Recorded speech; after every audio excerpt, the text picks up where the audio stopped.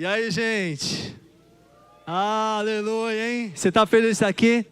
Obrigado pelo carinho de vocês. Que bom. O pessoal falou assim, Nando, fala você primeiro porque já passa rápido e tal. Estou muito feliz de estar aqui nessa conferência. E eu creio que são dias que Deus preparou. Às vezes a gente pode olhar e falar, poxa, mas este é o mesmo lugar que nós estamos aqui todos os domingos. Porém, eu acredito que há certas ocasiões que elas se tornam especiais porque é onde nós paramos para alinhar e ficarmos todos na mesma página.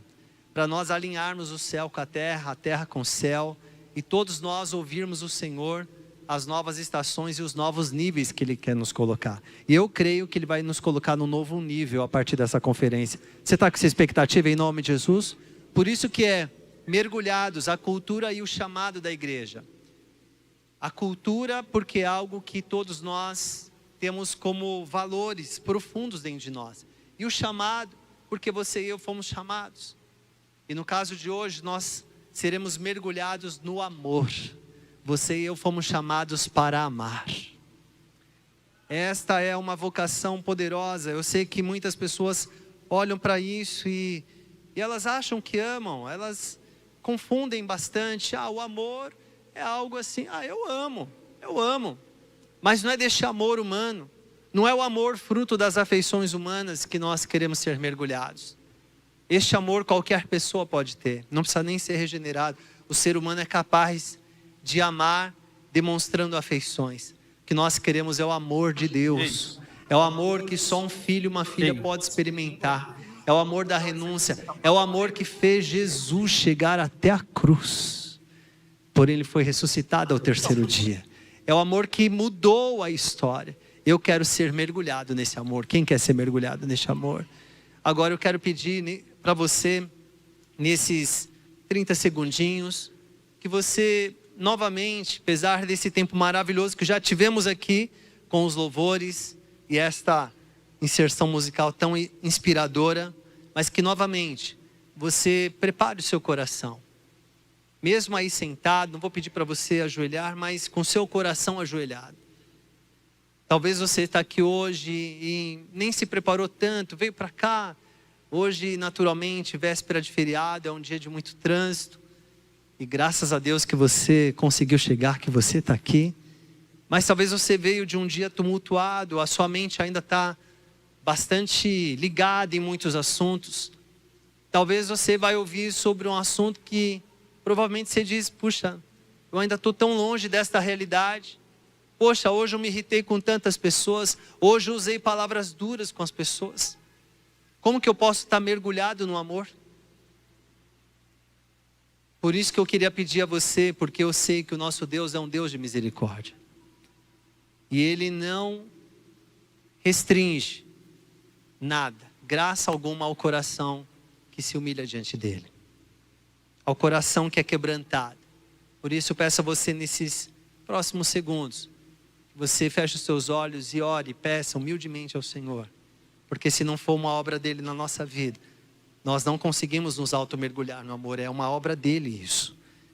Fala, Senhor, me mergulhe neste amor. Me mergulhe neste amor. Não é uma obra minha, não é um desejo meu. Eu não consigo isso pela minha própria vontade. O meu próprio esforço não me leva nesta experiência. Só uma obra tua. Por isso eu me arrependo.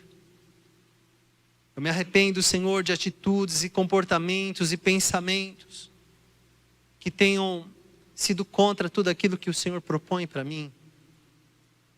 Me arrependo, abandono estes pensamentos, estas ideias e atitudes que estão longe daquilo que o Senhor tem para mim. Humildemente peço ao Senhor que pela tua misericórdia nesta noite me mergulhe no teu amor. Mergulhe a tua igreja neste amor, Senhor. Faz isso conosco, nós precisamos. Nós queremos ser transformados. Em nome de Jesus te pedimos. Amém. Eu mandei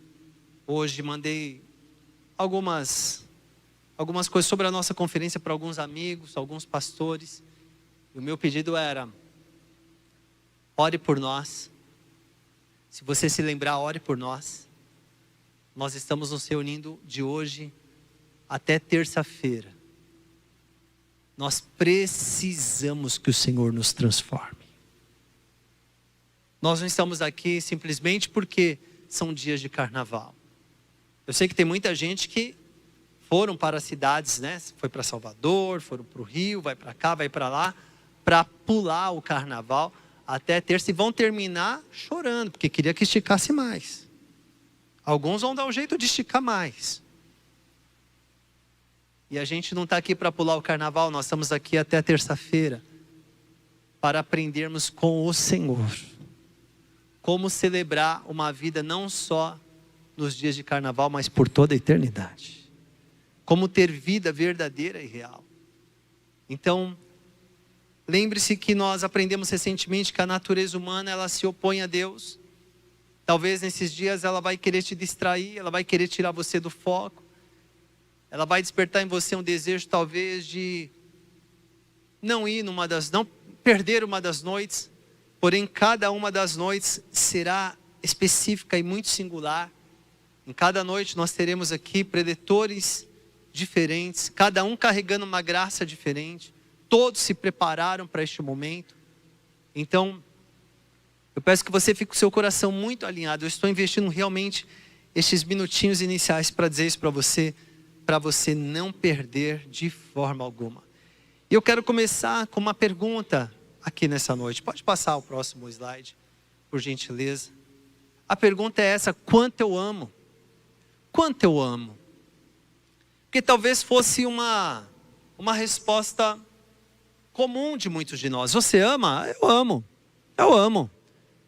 Eu acho que eu amo. Mas a pergunta não é se amamos. Mudou um pouquinho, né?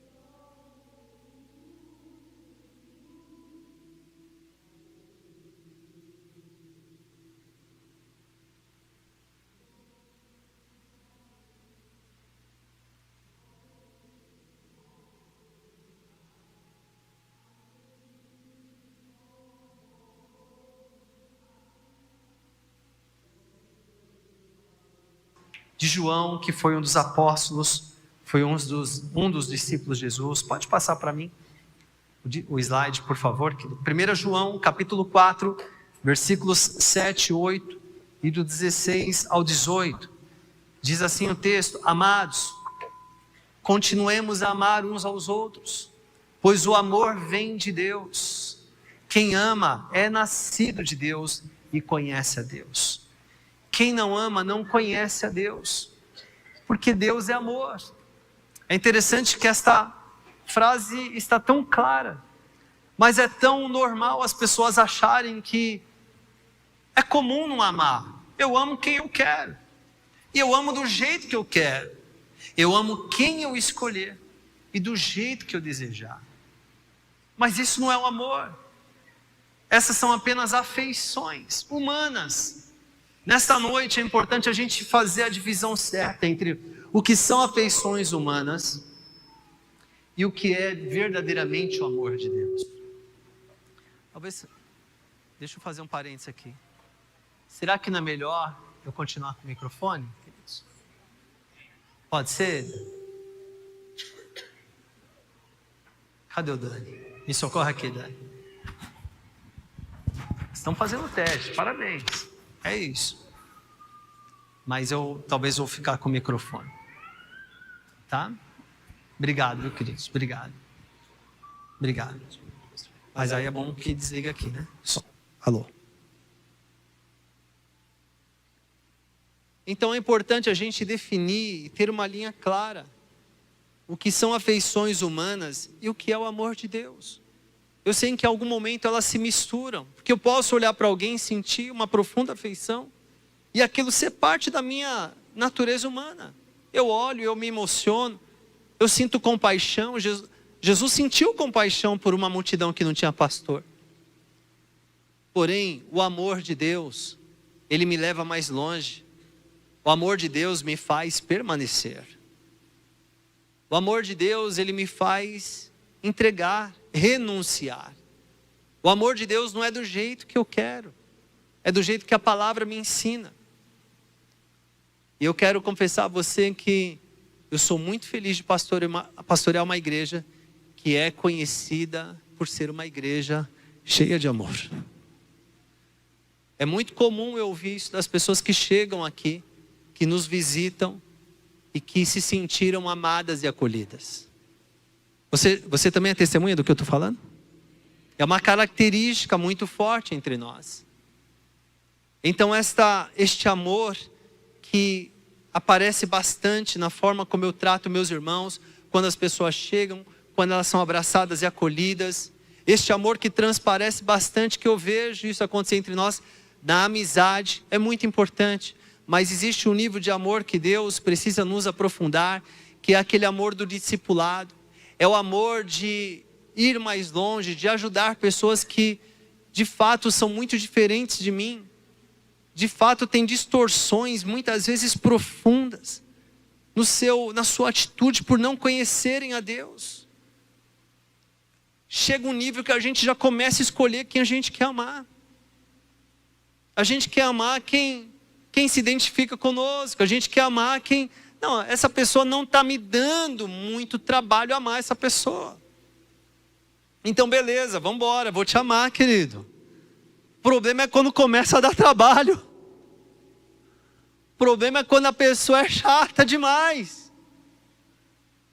O problema é quando ela parece que não entende as coisas de Deus. Aí eu já começo a dizer, está ficando cara essa conta aí. Agora esse amor já está me gastando muito. Discipular as pessoas. O evangelho que tem sido pregado, amados, de forma massiva, não é o evangelho do amor. E eu não estou me referindo a lugares específicos e me dirigindo a nenhum líder, mas eu sei disso e você sabe do que eu estou falando. É um evangelho preocupado consigo. É um evangelho que resolve o problema só pessoal. É só uma questão assim, o que Deus vai fazer para a minha vida ficar um pouco melhor? Mas não é o evangelho que leva a amar. O evangelho que leva a dar sua vida. O evangelho que leva você a entregar os melhores anos da sua vida para ver a obra de Deus se completando na vida das pessoas. É deste evangelho, porque só ama neste nível quem conhece a Deus e quem crê na eternidade. Como diz, quem não ama não conhece a Deus. Muita gente acha que conhece a Deus, mas o que conhece a Deus são apenas as suas obras e não o Deus verdadeiro. Coração de Deus. O versículo 16 da carta de João. Sabemos quanto Deus nos ama e confiamos em seu amor. Deus é amor e quem permanece no amor, permanece em Deus e Deus nele. À medida que permanecemos em Deus, nosso amor se torna mais perfeito. Você pode ler o começo do versículo 17 comigo? 1, 2, 3 já? À medida que permanecemos em Deus, nosso amor se torna mais perfeito. Você acabou de ver aqui. Às vezes nós recebemos este amor, mas é um amor muito imperfeito. Você consegue perceber as distorções do amor na sua vida? Essas são uma das distorções que eu disse. Às vezes nós recebemos o amor de Deus, mas é um amor que não se entrega completamente. É um amor imaturo ainda. É um amor que ele vai até um certo momento, mas depois dali ele já não vai mais. Porque a gente permite que as nossas percepções humanas limitem este amor. Mas a palavra está dizendo que à medida que permanecemos em Deus, este amor vai se tornando mais perfeito. Assim teremos confiança no dia do julgamento, pois vivemos como Jesus viveu neste mundo. Então, João, que foi o apóstolo que mais viveu na terra, entre os apóstolos, ele está fazendo uma declaração muito confiante. Ele está dizendo, se existe algo que todo ser humano existe um dia na vida de todo ser humano, nem todo ser humano vai graduar, nem todo ser humano vai ser diretor, nem todo ser humano vai conhecer outro país, mas tem um dia que vai chegar na vida de todos os seres humanos. É o dia que prestarão contas ao Senhor, o seu Criador. E ele está dizendo, existe uma coisa que vai trazer confiança a você naquele dia. Existe algo que não vai te deixar abalado naquele dia. E o que vai te trazer confiança é o amor de Deus que foi aperfeiçoado na sua vida.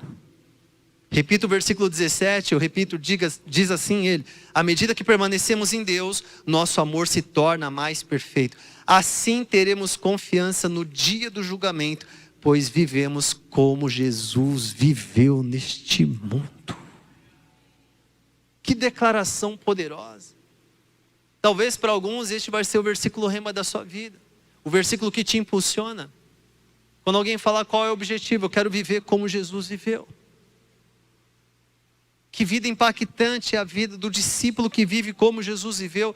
E qual que é o segredo da vida dele? É o amor. O amor que se aperfeiçoa. Este amor não tem medo, pois o perfeito amor afasta todo medo. Se temos medo é porque tememos o castigo. Isso mostra que ainda não experimentamos plenamente o amor. Está aqui o evangelista João dizendo, você por vezes, eu e você podemos experimentar parcialmente este amor, mas não plenamente. Por isso que o Espírito Santo está nos dirigindo para esta direção, sermos mergulhados no amor. E não termos apenas uma experiência parcial. Uma experiência de alguns dias. Não, é uma experiência que precisa ser plena. Nós precisamos estar encharcados e mergulhados neste amor. Porque é isso que vai nos trazer confiança. É isso que nos levará a viver a vida que Jesus viveu. Que coisa poderosa esta. Este amor não tem medo.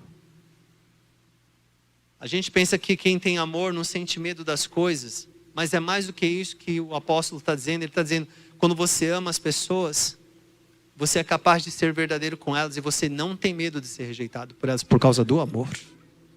Tenho certeza que todos nós aqui já tivemos a experiência de sermos exortados. Exortar significa ser motivado.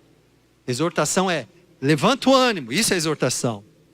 Mas também já fomos admoestados. O que é admoestados? É ser chamado a atenção.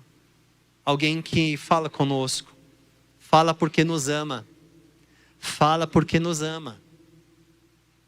E quando nós amamos, nós não temos medo de falar. É lógico que a Bíblia diz, falar é a verdade em amor, não adianta só falar a verdade, precisa ser em amor. Mas quando nós praticamos a verdade em amor, nós não temos medo de falar para ajudar os irmãos a corrigirem a rota de suas vidas. Porque não falar é permitir que ele caia no buraco. Se você está vendo alguém tropeçar, ela vai cair num abismo. Você está lá numa trilha, ali vai ter um abismo, você já passou por ali. Aí você vai falar assim, será que eu chamo aquela pessoa? Será que eu aviso que tem um buraco escorregadio ali? Que ela pode cair, que ela pode morrer? E se ela ficar chateada? E se ela não gostar disso? Não, porque você ama. E às vezes, dependendo se ela já for cair, você nem avisa, você puxa ela com tudo. Às vezes ela nem te entende, mas você está tirando ela, livrando ela da queda. Quando nós amamos, nós não temos medo. Porque o amor verdadeiro afasta todo o medo. O amor verdadeiro, ele te leva a ser alguém confiante na forma como você vive. Porque você sabe que o amor está aperfeiçoado em você. O mesmo João diz no seu evangelho, as palavras de Jesus, por isso agora lhes dou um novo mandamento, amem uns aos outros. Assim como eu os amei, vocês devem amar uns aos outros. Como é que Jesus nos amou? Parcialmente? temporariamente, ele amou até o fim. Ele amou a ponto de entregar a sua própria vida. Seu amor uns pelos outros, disse Jesus, provará ao mundo que são meus discípulos. Leia comigo o versículo 34 de João aqui. Vamos lá, 1, 2, 3 já? Versículo 35, né? Do capítulo 10. O seu amor, vamos lá, 1, 2, 3 já? Seu amor uns pelos outros ao mundo que são meus discípulos. Então, como é que a pessoa discerne um discípulo? E posso te falar, nem todo cristão evangélico é discípulo de Jesus. Tem muito cristão evangélico que não é discípulo de Jesus. E a pessoa fala assim, como é que você consegue distinguir um cristão evangélico? Pelos hábitos que ele tem. Mas aí você vai ver a vida dele, ele não ama verdadeiramente. Ele não se entrega. Ele não avança, ele não deixa Deus aperfeiçoar o amor dele. Ele ama do jeito que ele amava há 2 anos. O amor dele é o mesmo que ele tinha há 10 anos. O mesmo nível de entrega, de renúncia e dedicação que ele tinha há 10 anos, é o mesmo que ele tem hoje. O amor dele não avançou. Pelo contrário, talvez alguns já amaram mais e abandonaram o primeiro amor.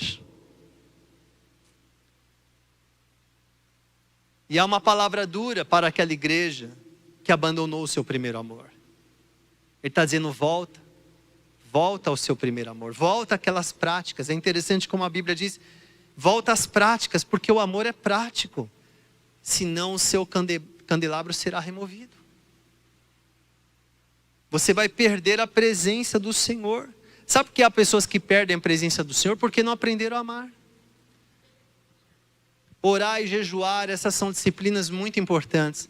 Mas há pessoas que pensam que ter a presença de Deus são reservadas para aquelas pessoas que parecem que têm disciplinas. Se olha para a vida dela, ela é muito espiritual até demais, muito espiritual demais. É tão espiritual que ela olha para os outros, todas as pessoas perto dela não chegam nem no calcanhar, tão espiritual que ela é.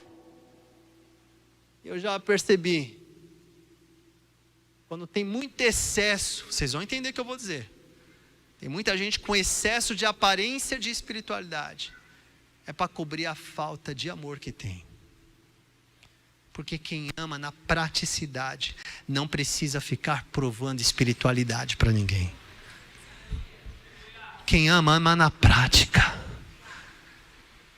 É a vida comum do Filho de Deus. É o lifestyle dele. É o jeito que ele vive.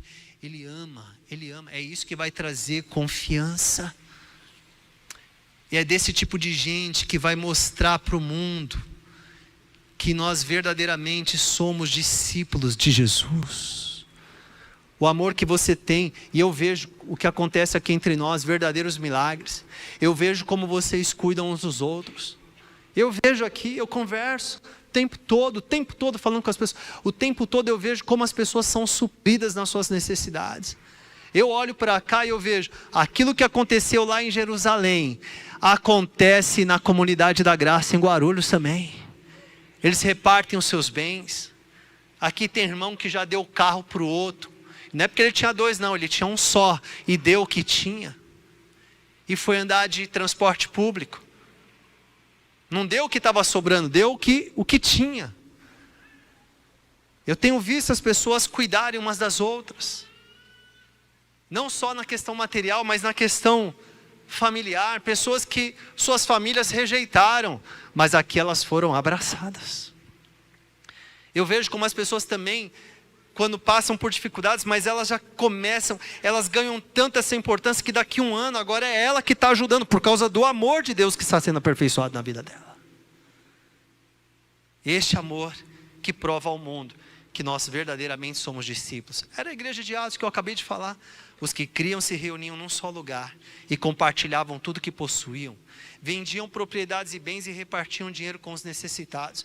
Irmãos, pensa que século I da nossa era, não era uma sociedade industrializada, não tinha um comércio abundante como existe hoje. Ali era muito comum as pessoas não trabalharem. Praticamente todo mundo era pobre naquela região do mundo. Atividades agrícolas, não tinha um comércio pujante. Então aqueles que tinham supriam as necessidades daqueles que não tinham, e eles adoravam juntos no templo diariamente. Maravilhoso,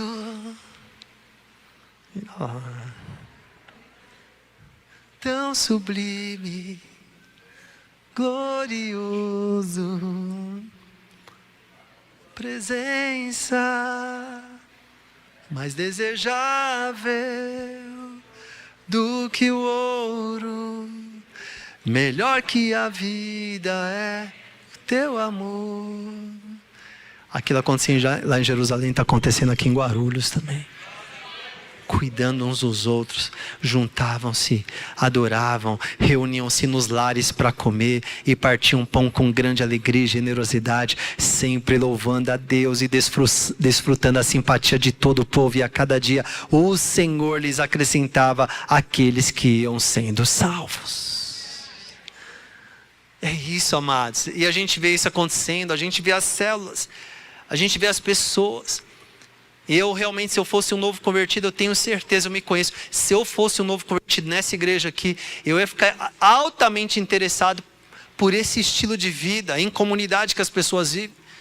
E ao ser desafiado para cuidar e proteger este grupo de discípulos por meio de uma célula, é lógico que eu ia querer. Como que eu ia rejeitar a oportunidade de participar da história que Deus tem movido na terra? E fiquei muito feliz domingo passado, quando eu vi ali quase 80 novas pessoas fazendo o nosso curso de liderança de célula. O Senhor vai multiplicar entre nós, amados. Você pode aplaudir o Senhor, isso é uma ótima notícia.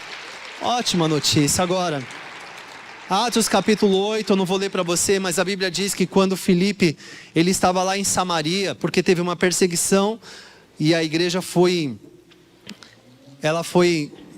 perseguida, dispersa. Filipe estava em Samaria, e ali ele começou a pregar o evangelho. Muitas pessoas começaram a ser curadas, libertas de demônios, a mensagem avançando. A igreja de Jerusalém viu o movimento. Aliás, antes disso, teve um Simão, um homem mágico. Ele enganava todo mundo, mas as pessoas acreditavam nele, porque elas chamavam ele o grande poderoso. Ele iludia as pessoas com obras mágicas. Mas um dia, ouvindo o evangelho por meio de Filipe, ele creu no evangelho. A Bíblia diz, ele creu e foi batizado, e começou a andar com Filipe, e viu Filipe curando as pessoas. E a igreja de Jerusalém, vendo a multidão de pessoas que estavam se convertendo lá em Samaria, envia para lá Pedro e João, para estarem junto com Filipe, e eles estão ali pregando o evangelho, curando pessoas, e Simão, o ex-mágico, estava ali andando com eles. E aí Pedro e João chegam lá e dizem às pessoas: vocês receberam o Espírito Santo? Não, ainda não. Então eles oravam, as pessoas estavam sendo cheias do Espírito Santo, estavam recebendo o poder do Espírito Santo, a presença do Espírito Santo. E o Simão, ele observou aquilo, como ele não se permitiu pelo Senhor ser aperfeiçoado no amor, ele chega até Pedro e João e fala assim, e Filipe fala assim: quanto é para receber esse poder que vocês têm? Eu quero isso aí. E olha que interessante, aquilo que ele estava vendo, sendo operado pela mão dos apóstolos, é exatamente a área, na vida pecaminosa dele, antes dele ouvir o evangelho, que ele mais desejava. Cuidado, amados, porque há pessoas que chegam ao evangelho, e agora elas vão usar o evangelho como trampolim, para conseguir aquilo que na vida anterior a Jesus elas não conseguiram. Tem gente que entende o evangelho do jeito errado. Ele queria ter uma ascensão social, não conseguiu. Aí ele entregou a vida para Jesus e falou: agora Jesus vai fazer uma vida melhor, agora eu vou ser a pessoa tal, agora eu vou conseguir. E o evangelho não vem para resolver uma necessidade específica da sua alma humana. Mas foi isso que aconteceu com Simão, o mágico. E quando ele falou isso, quanto que eu tenho que dar de dinheiro para receber esse poder aí, para dar o Espírito Santo para as pessoas? Pedro olhou para ele e falou assim: seja amaldiçoado você e o seu dinheiro. Ore a Deus para ver, para ver se Ele terá misericórdia de você. E aí ele diz assim: não, orem vocês por mim, para que aquilo que vocês estão dizendo aí não aconteça comigo. Eu fico pensando, ele tinha a chance ainda de falar assim: puxa Pedro, que palavra dura, então por favor ore por mim, eu estou arrependido por aquilo que eu falei, eu estou arrependido. Não, ele fala assim: ora para não acontecer o mal. Ou seja, um homem que estava ali, creu, foi batizado, era crente já, membro da igreja em Samaria, estava andando com os melhores, participando de tudo, mas não foi aperfeiçoado no amor. E por não ter sido aperfeiçoado no amor, ele não consegue se quebrantar. E o pedido de oração que ele faz aos apóstolos é: por favor, ore para que não aconteça nenhum mal comigo. Ele não estava dizendo: ore para que eu seja quebrantado, ore para que eu abandone essas práticas mágicas, ore para que eu não deseje mais isso. Não, ore para que não aconteça nenhum mal comigo. Um homem que não tinha ainda sido aperfeiçoado no amor. Meu amado, como é perigoso passarmos os anos da nossa vida sem entender que o chamado da igreja é amar até o fim, como Jesus amou. É isso que nos prova que somos discípulos do Senhor. Quem não ama não conhece a Deus. E essa foi a história de Simão, lá em Atos capítulo 8. Que o Senhor te livre. Eu não consegui, agora que eu sou cristão evangélico, agora eu vou casar certo. Você acha que o evangelho veio resolver uma questão de necessidade de casamento sua? Não, meu irmão, não, minha irmã. O Senhor sim, Ele também, lógico, Ele vai te dar sabedoria para você construir um relacionamento com alguém de forma saudável, de forma abençoada, de forma frutífera. Mas o evangelho não vem resolver essa questão. Ele não vem resolver um rombo financeiro na sua vida. Ele não vem resolver um problema emocional. O evangelho vem para transformar a sua vida e nos ensinar a amar como Deus nos amou. Este é o poder do evangelho, que nos leva a ver as pessoas como Jesus olhou. E 1 Coríntios capítulo 13, clássico: o amor é paciente. Eu amo, mas vai ver a paciência da pessoa. De 0 a 10 ela estoura no nível 1. Que amor é esse que não é paciente? Que amor é esse que fala das pessoas e destrói a reputação delas, não demonstrando bondade? O amor é paciente, é bondoso. O amor não é ciumento, nem presunçoso, não é orgulhoso. Como aprendemos domingo passado sobre sermos servos, quanta gente disputando vaga de posição dentro das igrejas. Posição, não pode perder a posição. O amor está a quilômetros de distância, não sente nem o cheiro de amor, por orgulho, por ambição carnal. O amor não é grosseiro. Não, mas é porque eu falo. Então você pode até falar do jeito que você fala, mas você não ama. Porque se você tem o amor de Deus, você nunca vai ser grosseiro com ninguém. Como você prova? A Bíblia diz: o amor não é grosseiro. 1 Coríntios capítulo 13, versículo 5. Não exige que as coisas sejam à sua maneira. Não é irritável, nem rancoroso. Não se alegra com a injustiça, mas sim com a verdade. O amor nunca desiste, nunca perde a fé, sempre tem esperança e sempre se mantém firme. Vou ler de novo aqui as declarações de Paulo sobre o amor. Vamos ler comigo? 1, 2, 3 já? O amor é paciente, bondoso. O amor não é ciumento, nem presunçoso, não é orgulhoso. Não exige que as coisas sejam à sua maneira. Não é irritável, nem rancoroso. Espera aí. Não se alegra com a injustiça, mas sim o amor nunca, sempre tem e sempre se mantém firme. Você pode aplaudir a santa palavra do Senhor. Você pode aplaudir mais forte.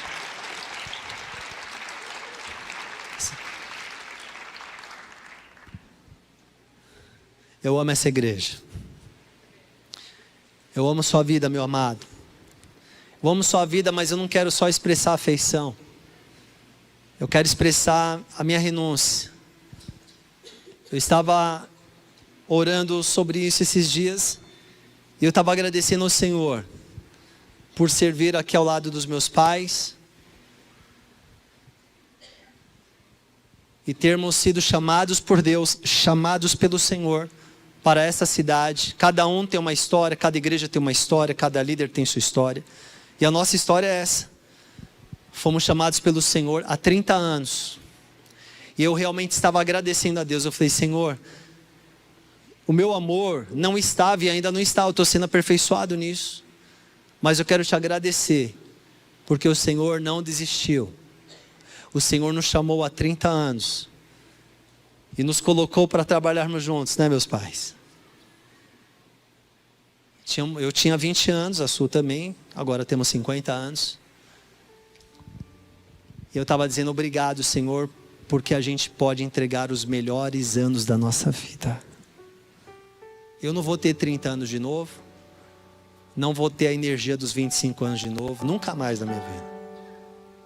Nunca mais vou ter 30, nunca mais vou ter 35, nunca mais vou ter 40. Só fiz 40 uma vez e agora tenho 50, como muitos de vocês. Quem não chegou nos 50 ainda? É a maioria. Então alguns de vocês, mudei a palavra. Quem já passou? Quem chegou dos 50 para lá? Então, como a gente, irmãos.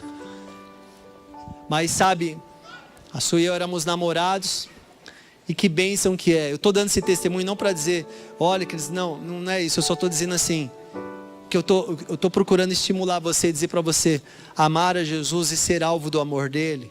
Você não se arrepende. A pessoa pode se arrepender das bobagens que fez, das coisas que falou. Pode se arrepender da vida promíscua que teve, tantos relacionamentos quebrados, mas ela nunca vai se arrepender por ter servido a Jesus. E eu vejo que isso na verdade tem sido prova do amor de Deus sobre nós. Nosso namoro, nossos filhos nasceram, a Su engravidou, nós ficamos noivos ainda. Tem gente aqui que estava no nosso noivado. E a gente casou, a Su engravidou, os filhos nasceram na igreja. E hoje eles são já, a Manu mais nova é uma adolescente de 16 anos. Bernardo já tem 18, Fabrício 21. E a gente poder construir nossa família ao lado da igreja do Senhor, plantada na cidade de Guarulhos. E eu tenho visto essa igreja crescer em amor. Obrigado, viu, queridos? Eu erraria em começar a citar nomes aqui, mas vocês não imaginam quanta gratidão tem, como vocês nos amam. A gente vê isso na expressão, mas não é só na expressão não. A gente vê na firmeza que vocês têm. Quantos de vocês estão aqui há anos, há décadas, e o amor de vocês só refinou.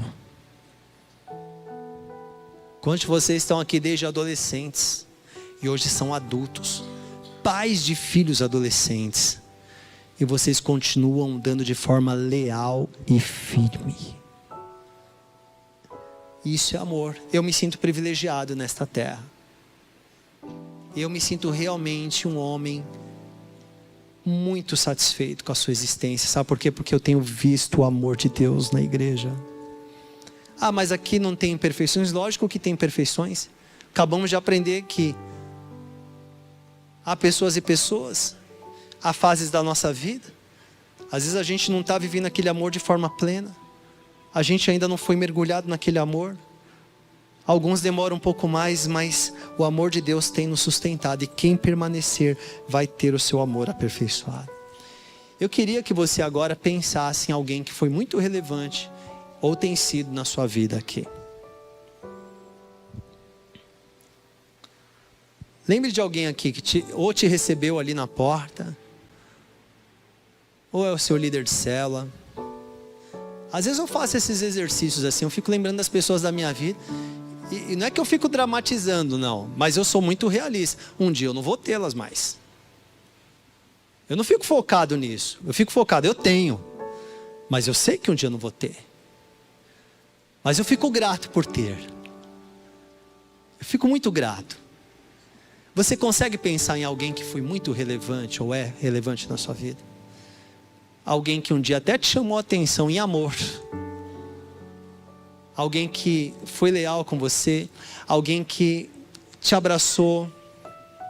Que trouxe uma palavra. Você consegue, quem aqui tem alguém na sua memória, consegue lembrar de alguém aqui, que está aqui entre nós? Quem aqui? Levanta bem alto a sua mão. Levanta bem alto. Muita gente. Levanta bem mais alto, deixa eu ver. Eu vou te dar a oportunidade agora de você tentar ver onde que ela está. Vamos ficar de pé? Os irmãos de baixa estatura agora, peça o GPS do Espírito Santo, hein? Quem que você quer dizer, eu amo você, irmão? Eu amo você. Ei, eu amo você. Eu queria que você tivesse a liberdade agora. Você pode sair, se você souber que ela está do outro lado, não tem problema. Vou dar alguns minutinhos para a gente fazer isso agora.